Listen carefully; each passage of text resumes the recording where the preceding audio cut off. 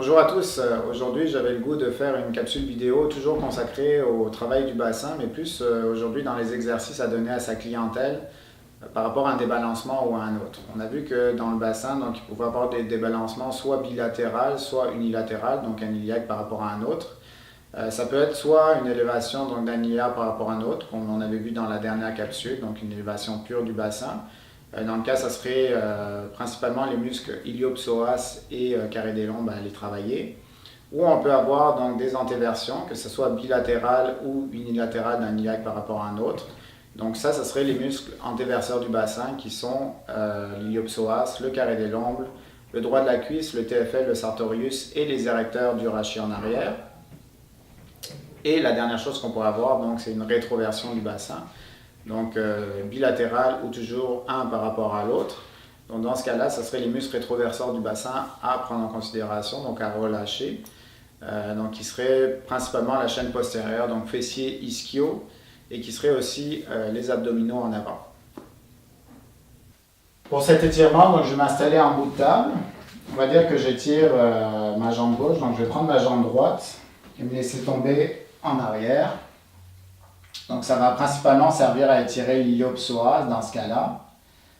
Je vais juste laisser la gravité faire le travail. Pensez à bien respirer.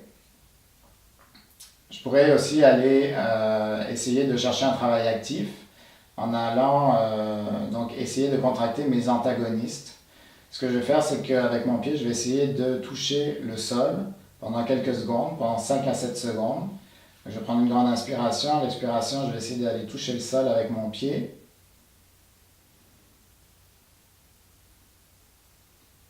Et je vais relâcher. Donc c'est une sorte de myotensive, ça va permettre donc d'aller chercher un peu plus d'étirement.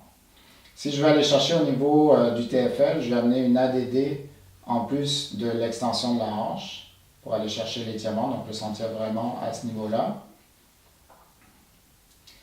Et si je vais aller chercher le droit de la cuisse, en plus de l'extension de la hanche, je vais rajouter une flexion au niveau de mon genou, donc pour aller chercher un peu plus d'étirement sur le droit de la cuisse. Ce que je dis à ma cliente, c'est de faire cet exercice pendant 3 à 5 minutes, idéalement une fois par jour. Comme exercice d'étirement pour l'iliopsoas, aussi vous pouvez donner un exercice assez simple à la personne. Donc elle peut le faire elle-même sans avoir besoin d'une table. On va demander à la personne de... donc je vais étirer mon iliopsoas du côté droit. Je vais demander à la personne d'allonger sa jambe droite en arrière, en pliant son genou à environ 90 degrés de flexion, genou gauche. Et ce qui est important, je vais vous faire de travers pour que vous voyez mieux. Ce qui est important, c'est toujours de garder le dos bien droit et d'aller chercher l'étirement en amenant une rétroversion au niveau du bassin. Donc vu que l'iliopsoas est un antéverseur, on va faire le mouvement contraire avec le bassin. Donc le fait de rentrer ses fesses, ça va amener un étirement plus puissant et ça va éviter de creuser au niveau du dos. Donc on inspire, on expire et on creuse. Et on pousse avec ses fessiers vers l'avant.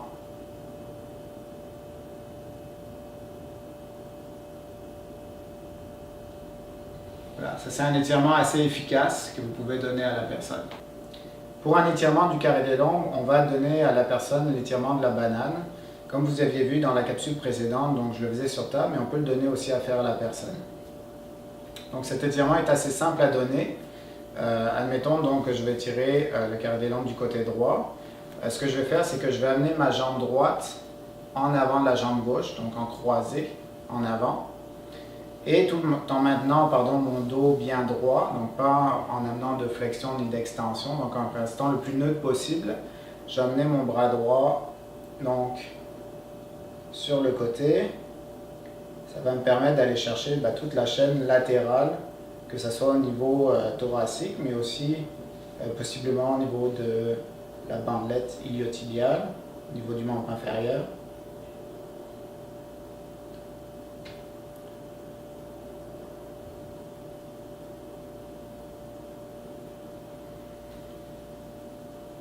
Donc voilà, étirement très simple à donner à votre client.